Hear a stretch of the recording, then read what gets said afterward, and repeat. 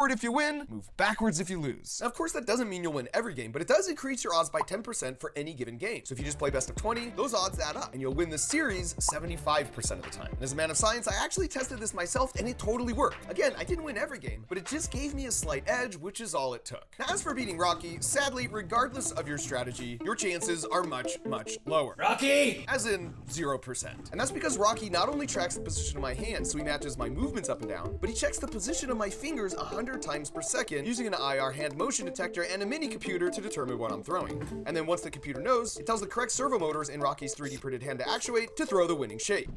Now, as you can see, whether I go slow or I go fast, he somehow always wins. The first person to beat him fair and square gets the $10,000 cash briefcase, but honestly, I think your chances are still better at just hitting the bullseye with the American Gladiators tennis ball cannon.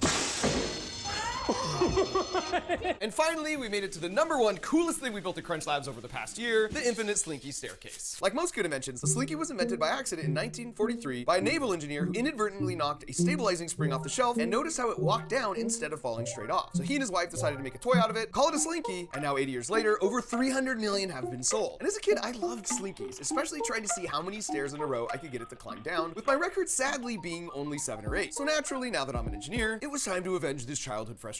The first thought I had was using a treadmill tilted at just the right angle. The problem with that was there was very little repeatability because the landing surface was inclined like a ramp, unlike actual stairs. So to solve that issue, we tried an actual escalator. And that worked a little better, but the distance between the steps wasn't ideal and the speed was a little too slow. And that's when we just decided to make our own prototype of an escalator I could turn with a hand crank. Fun fact, this is how escalators actually work. You don't normally think about it, but these stairs are making a round trip, so they're coming up below you like this upside down as you make your way down. And that prototype worked well because we got the stair spacing dialed in, but we were having issues keeping the Slinky aligned, which is where these 3D printed self-centering cones came in handy. Because if we put one on each stair step, the Slinky would self-align and then be in the perfect position to fall to the next step. Finally, we got rid of the hand crank by adding a motor with the speed controllers that varies the voltage so we could get the timing dialed in just right.